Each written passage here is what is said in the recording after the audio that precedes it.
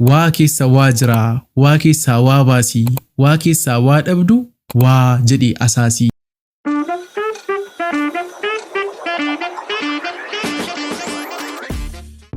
Hi, akkam jirtu maatii Oromoo Book Sagalee kitaaba ani beekaadha. Akkuma viidiyoo san darbe irratti isinitti himee kitaabota Oromoo Book Sagalee kitaaba irra jiran dabariidhaan akka fuune review goonaa yaada keenya itti kenninaa kana malees immoo waa'ee kitaabichaa ammateen isinitti hima. Aramoo dabareen kan barreessaa kitaaba Abdiisaa Ejjetaatiin kan barraa'e kitaaba Rakkinni Harakkatu. Egaan viidiyoo har'aamoo laayikii fi subscribe gochuudhaan akka jalqabdan. Kitaabni barreessaa Abdiisaa Ejjetaatiin barraa'e kun kan inni barraa'e bara 2012 akka lakkoofsa Itoophiyaatti yeroo ta'u gara sagaleetti jijjiiruudhaan weebsaayitii Oromoo Book irra immoo kan isiniif kaa'ee Seeniyaas Taakkalaa yookaan immoo anadha. Eeyyan maqaan kun ni garbiraa Seeniyaas Taakkalaa waan ta'eefidha. Kitaaba ganagaa anatu gara sagaleetti jijjiiree waan ta'eef sirriitti dhaggeeffadheera, sirriitti dubbiseera. Kanaafiyyuu ani baay'ee jaalladheera, isinis immoo galtanii akka ilaaltaniif baay'een isin eera. Gulaaltonni kitaaba kanaa kanneen akka Galataa Tsaggaa, Seeniyaas Birrii, Tolasaa Badhaadhaa fi Obsan Qaqqabaadha. Egaan barreessaan kitaaba kanaa Abdiisaa Ejjetaa Uchee barataa Haramaayaa Yuunivarsiitiiti. Kan inni baratus immoo saayinsii wal'aansaa yookaan immoo meedisinii waggaa 3ffaadha. Yeroo inni kitaaba kana barreessutti jechuudha. Amma irratti beeku kan inni kitaabicha irratti barreessee jirudha kan isinitti himu. Fi kitaabni isaa Rakkinni Harakkatu jedhu kun kitaaba isaa lammaffaadha. Kitaabni isaa inni jalqabaan erga inni barraa'ee xumuramee booda maxxansaaf ooluuf erga jedhetti sababa dhibee koovidiidhaan hedduma jirutti kan dhaabbatedha.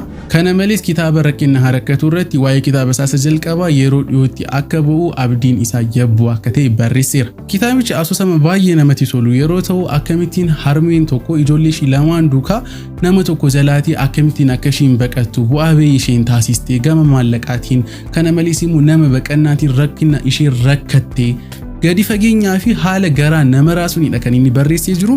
Qabiyyee yookaan immoo tireelariin kitaabichaa immoo akka taanutti isiniif dhiyaata. Seenichi kan inni jalqabu bara 2011 akka lakkoofsa Habashaatti waqtii gannaa keessattidha. Seenaan kun taatota gurguddoo 3 of jalatti qabatee kan jiru yeroo ta'u, Addee Lalii akkasumas immoo ijoollee lakkuu lamaan Cimdii fi Cimdeessaa of jalatti hammatee jira. Abbaan Cimdii fi Cimdeessaa lubbuudhaan kan hin jirre yeroo ta'u, sababa kanaafis Addee Laliin ijoollee ishii lakkuu lamaan kana qabattee rakkinaaf gadadoo ishiin argite. Kana malees immoo bu'aa ba'ii jireenyaa ishee mudate gadi fageenyaan ibsee kaa'eera. Qaala'insi jireenyaa garmalee kan itti ulfaate Addee Laliin ijoollee ishii lakkuu qabattee jireenya kana mo'achuudhaaf olii fi gadi otoo fiigduu rakkoon guddaan tokko ishii mudata. Abbaan Cimdii fi Cimdeessaa yeroo lubbuudhaan ture tokko diina tokko horatee ture. Diinni kunis lafa dhaabii isaan dhowwee akka isaan biyyicha gadhiisanii badan isaan dirqisiisa. Maatiin Addee Laliis namicha kanarraatii baqachuudhaaf bu'aa ba'ii isaan argan gadi fageenyaan barreessee kaa'eera. Seenaa kanarraatii kutaan baay'ee laphee namaa rarraasu hedduun kan jiru yeroo ta'u, fakkeenyaaf edde tokko isinitti haa agarsiisu. Addee Lalii fi ijoolleewwan ishii lakkuu lamaan ta'anii yeroo isaan diina kanarraatii baqachaa turanitti ijoollee ishii lakkuuwwan sana keessaatii inni tokko baay'ee miidhamuu isaarraatii kan ka'e nyaatni garmalee isaan barbaachisee ture. Yeroo kanattis obbolaan isaa lakkuu inni tokko haadha isaa Addee Lalii fi obboleessa isaa Cimdeessaa muka guddaa tokko jala isa ciibsuudhaan gara mana namaatti deemee nyaata barbaaduuf ola seene. Yeroo ola seenu kanattis sariin gurguddoonni hedduun isa ari'anii akkamittiin isaan jalaa baqachuudhaaf muka guddaa tokko akka kore haala ajaa'ibaa fi laphee namaa raasuun barreessee kaa'eera. Kana malees immoo kitaabni kun gidduu gidduutti walaloowwan baay'ee nama hawwatanii fi miira namaa booji'an hedduu of jalatti qabatee jira. Guutummaasaa weebsaayitii Oromoo Book Sagalee kitaabaa Google irratti oromobook.com jettanii sarchi gochuudhaan kitaaba Rakkinni Harakkatu guutuusaa sagaleedhaan argachuu dandeessu. Egaan qabiyyee yookaan tireelarii kitaabichaa akkuma argitanidha baay'ee kan nama bohaarsu, baay'ee kan garaa nama raasu, kutaan itti aanu maal ta'a laata jedhee kan gaaffii keessan nama gashudha.